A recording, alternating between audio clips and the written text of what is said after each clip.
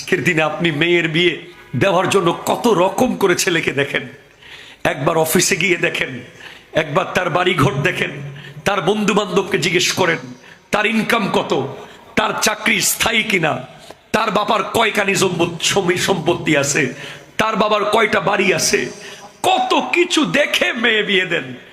আর ছেলের জন্য যখন মেয়ে আনেন, বউ আনেন, বংশ, সুন্দর চেহারা, টাকা, যৌতুক, বৈরাতি, ঠিক কিনা জোরে বলেন না, কত নৃশংসতা করেন। আর ওমর ফারুকে আজম রাত্রেবেলা যখন বের হয়েছেন, দেখে এক ঘরের ভিতর থেকে মা আর মেয়ের আওয়াজ আসতেছে। মা মেয়েকে বলছে দুধের ভিতরে পানি মেশা। তারা মা মেয়ে দুধ বিক্রেতা। মেয়ে বলছে অসম্ভব, আমি পানি মেশাতে পারবো না। বলে না, পানি তোকে মেশাতেই হবে। বলে আমি পারবো না। কেন মিশাবি না? বলে কারণ আল্লাহ নিষেধ করেছে। বলে আল্লাহ কি দেখছে? বলে না দেখুক। এর আগে বলছে কেন মিশাবি না? বলে খলিফা নিষেধ করেছে। বলে খলিফা তো দেখছে না। বলে খলিফা না দেখুক, আল্লাহ তো দেখছে। এই কথা ফারুকে আজম দেয়ালের কান দিয়ে শুনে ফেলেছিলেন, দেয়ালের ফাঁক দিয়ে।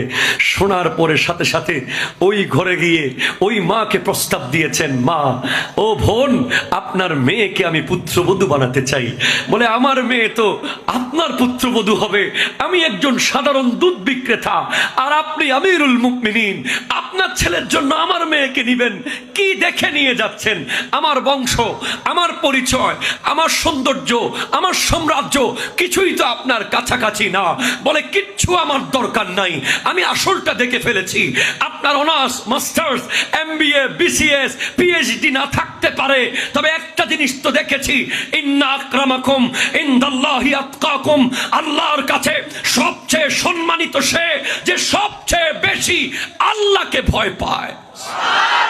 হায় হায় হায়, বলে কোরআন যেই সনদ দিয়েছে সেটা পেয়ে গেছি, বাস আপনার মেয়েকে আমি নিয়ে যাব।